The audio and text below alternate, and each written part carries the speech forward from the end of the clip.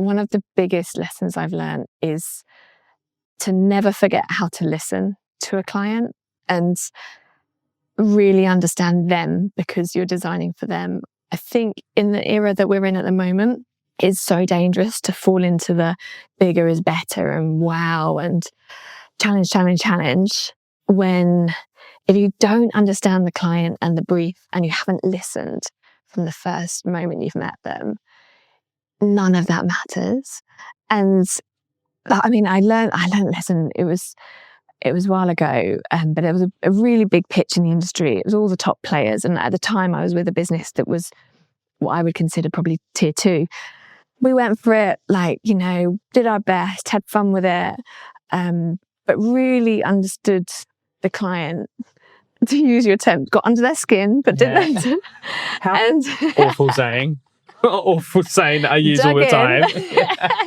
You got under their skin. But it was it was a brilliant experience. But what I produced, I didn't love. It was, it was one of the designs that I would go, yeah, it's all right. But it was because they were a very humble business and their ethos was all about staying true to their roots and their originality and being humble. That was literally what their word.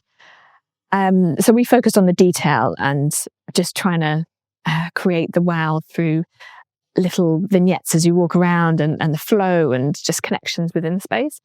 So we were really, really lucky that we run it as a business. It was a huge deal for that business because it was quite small.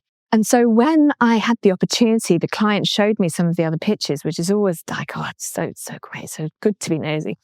He showed me one of them in particular, just blew me away. It was an animation. And back then, animations were 10 a penny because they were so expensive to make.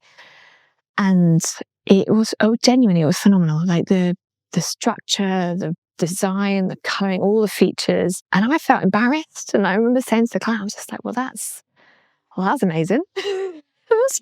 Are you sure you want this? Like, do you want that? Like, let's workshop this out. He said to me, yeah, it is amazing. And we can respect how much went into that and how interesting and creative that is. However, that's not us. And they didn't listen. And I think from that moment on, it was just one of those, wow, okay, I must always, always listen. And you do see it now with new generations coming into the workplace, that they want to try different things all the time, which is amazing. Innovation is amazing and to be embraced. But if you're designing for yourself, you're never gonna win. You'll always be the concept designer rather than the design and build designer.